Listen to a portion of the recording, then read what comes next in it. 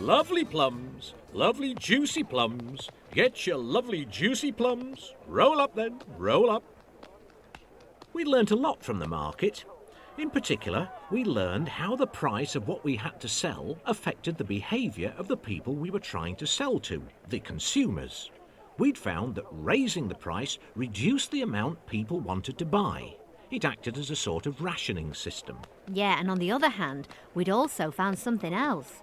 Lowering the price of an item increased the amount people wanted to buy. It acted as an incentive. But the truth is, it isn't only the consumer whose behaviour changes as the price goes up and down.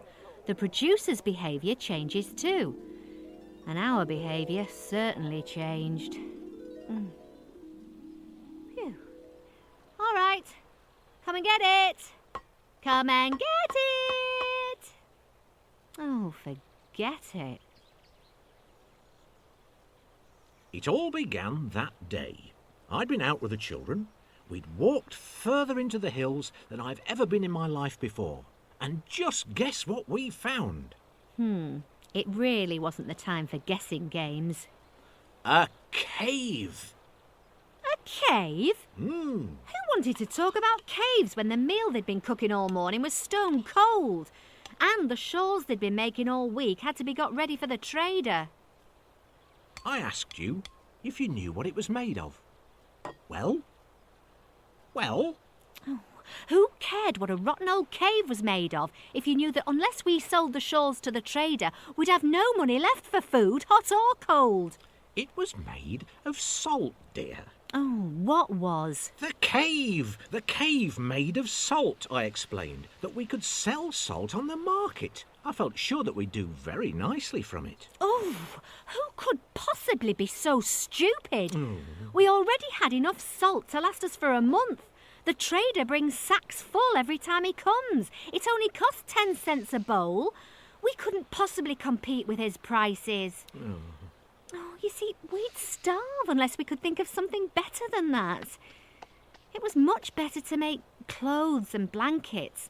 That way we got a decent amount of money for a decent day's work.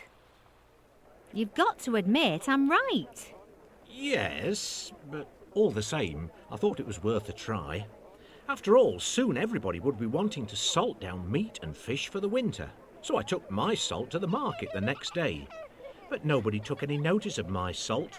They said it was crazy to try and sell it at that price. I should have known, of course. My wife was quite right. She usually is.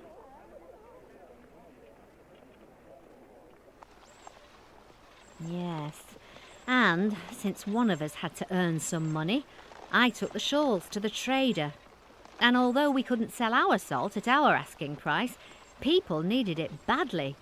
There was a crowd waiting to buy it from the trader so they could preserve their fish and meat for the winter. But do you know what?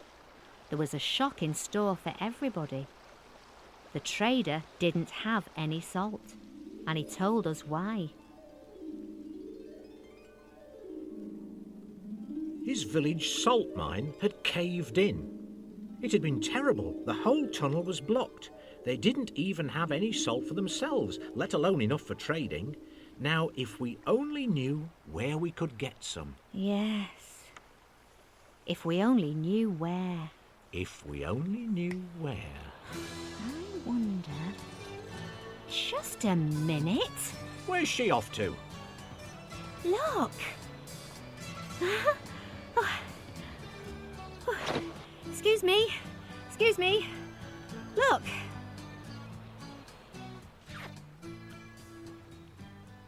Oh, that's good stuff. Yes. Oh. Here you are. Oh, yes. Oh, that's lovely. Well, we got the message soon enough. You see, the whole of the village needed salt badly. No salt for the fish and meat surplus would mean that by next spring there'd be nothing left to eat. It was a long hike to the cave and hard work when we got there. But it was wonderfully clean, high-quality salt. Yeah. But the question was, would we be able to sell it at a price high enough to make all that effort worthwhile? And the answer was... could we not? Ho, ho, ho! Here they come. Yes, even at that price, we could have sold 10 times as much. So, naturally, we decided to get a whole load more of it. The trouble was, of course, we weren't the only people to realise that if you were onto salt, you were onto a good thing. We had company. Ooh, that awful shepherd family had caught on. Oh. They were all there, digging away at our salt. But even at 40 cents a bowl, salt was still well worth selling. But the trouble was, everybody else realised it. It soon began to look as though our whole village had turned to salt mining.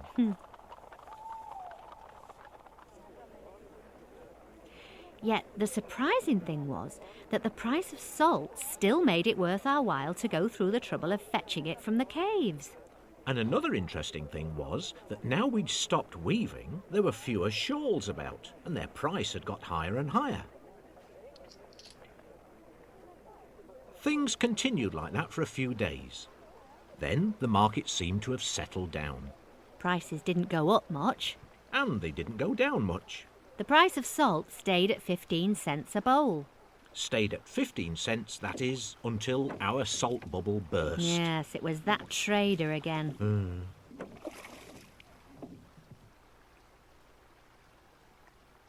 They'd re-excavated their salt mine, and what's more, they'd found a rich new seam. Now he was offering it cheaper than ever. You what? 5 cents a bowl? And there's plenty more where that came from. Oh, so there was only one thing left for us to do.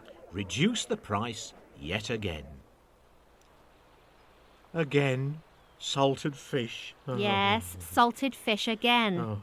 Who wants to struggle 5 miles to a salt cave to dig for salt which scarcely brings in enough money to keep the children fed? But was there any alternative? Was there any alternative? And there it was!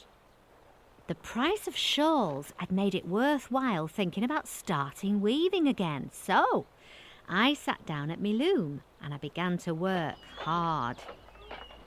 Oh, I'd forgotten how much I enjoyed this.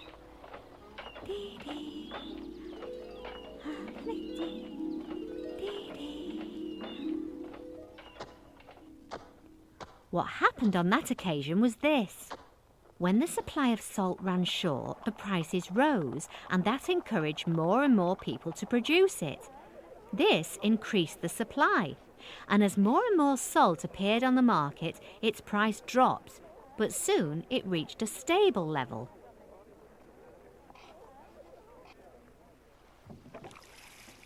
Then, when the supply rose yet again, the salt miners found that it wasn't worth the effort, and they stopped mining and went back to their previous job because it brought in more money than mining.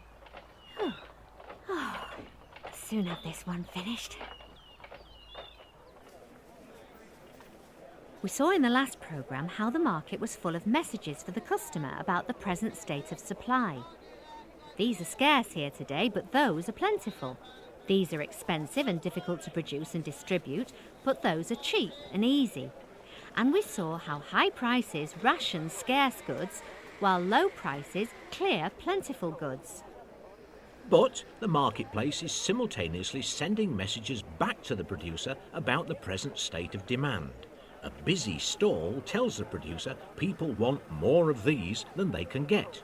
On the other hand, a slack period in the market tells him people don't want these very much, with the result that high prices stimulate increased production and low prices cause reduced production. So, price is always acting to encourage producers to produce the right balance of what customers want to consume and to keep adjusting to every change in supply and every change in demand. It happens everywhere. Behind every price in a store, there is a volume of information, experience, calculation and judgment. The manufacturer has worked out his production costs, estimated how many he could sell at various prices, and picked the price that gives him the biggest profit.